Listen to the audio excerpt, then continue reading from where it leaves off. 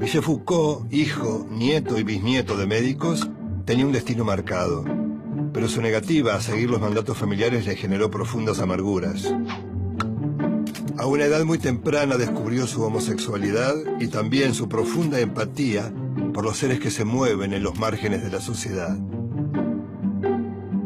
Digno exponente de la modernidad, su objetivo fue iluminar las zonas de sombra de la sociedad y al mismo tiempo celebrar con alegría lo que llamó la fiesta del pensamiento. Sus estudios del sistema de poder parten del análisis de las cárceles. Foucault toma ese modelo de disciplinamiento social y lo amplía de manera inquietante a todo el espectro de los estudios sociales. Entre sus múltiples intereses, Foucault pone énfasis en la relación entre el poder y el saber. A partir del tópico saber es poder, se pregunta ¿cómo actúa el saber para articular el poder? Un grupo de poder establece qué es la verdad, pero no existe una verdad absoluta.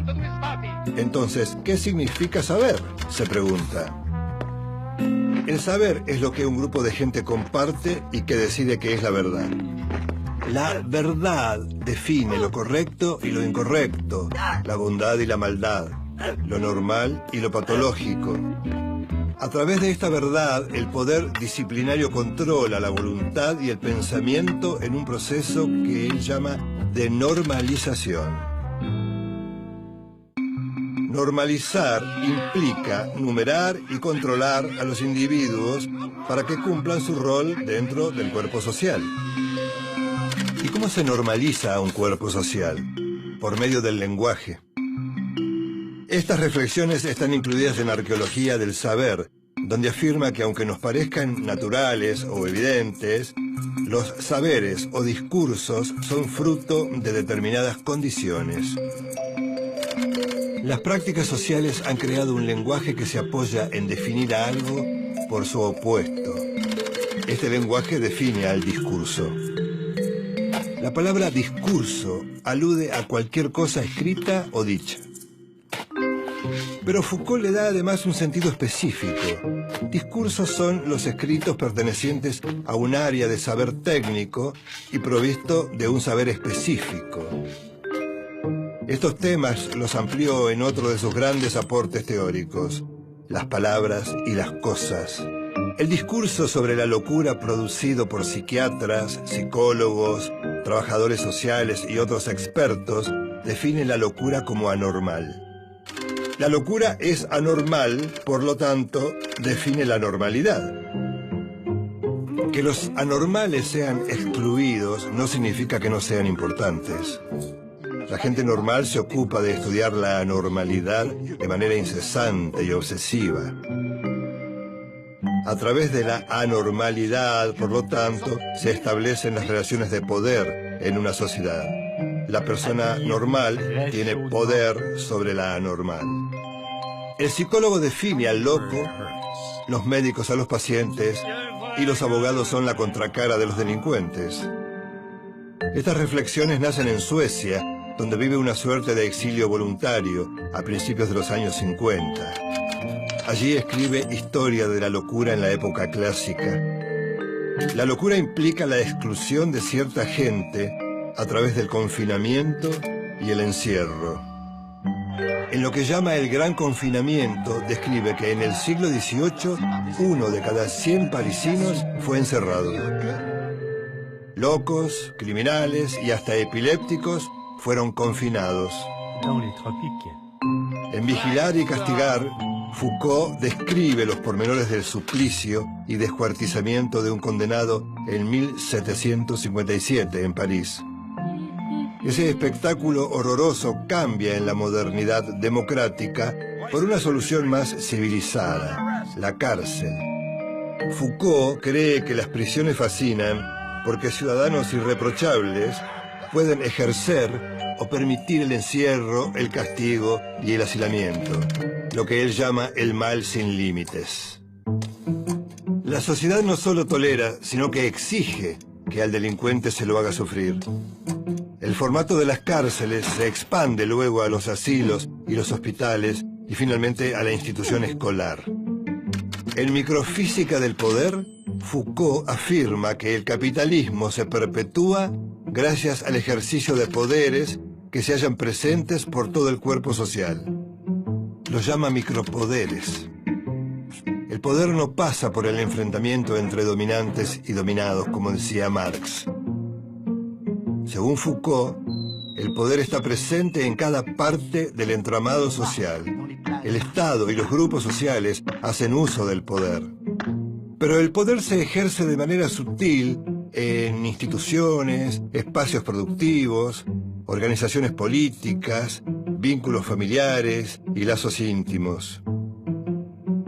Esta reflexión condujo a Foucault al concepto de sociedad disciplinaria. Solo las mentes y los cuerpos disciplinados pueden garantizar la productividad, aceptación de las normas y el pensamiento metódico requeridos por el capitalismo occidental. Pero este modelo de las sociedades de control fue cambiando. Con la llegada de la posmodernidad, el control está depositado en la seducción, el hedonismo, el consumo e incluso las biotecnologías.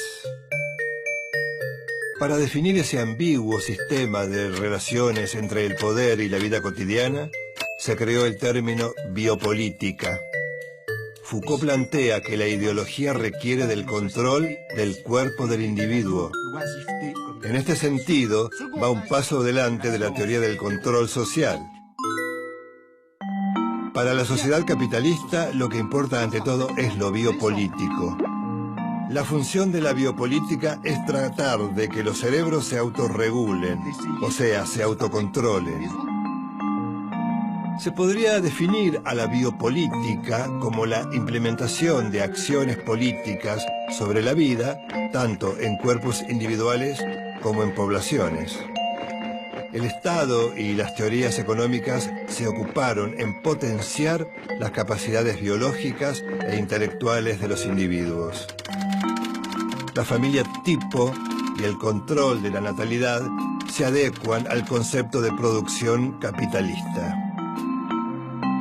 El objetivo del biopoder, por lo tanto, es la gestión total de la vida.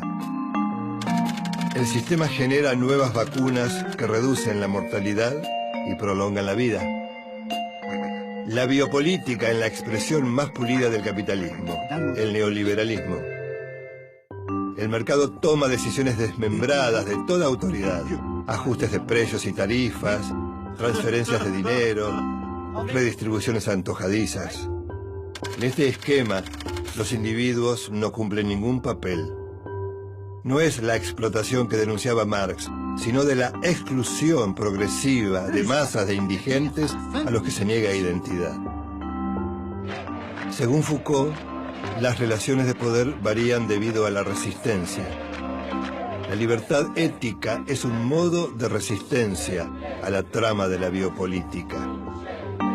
Foucault coincidía con lo que un siglo antes había dicho su admirado Friedrich Nietzsche. El hombre de la modernidad es un ser centrado en sí mismo, incapaz de grandes deseos, dedicado a preservarse y a evitar el dolor. Resistir implica que el sujeto se tome como una obra de arte. Por eso Foucault preconiza el arte de vivir. Michel Foucault murió a los 58 años. Era portador del virus HIV-Sida cuando esa enfermedad era incurable. Para ese momento era el pensador más leído e influyente del mundo. Su idea de que el poder es una red compleja y multidireccional, discontinua y azarosa, define claramente el escenario internacional del nuevo siglo.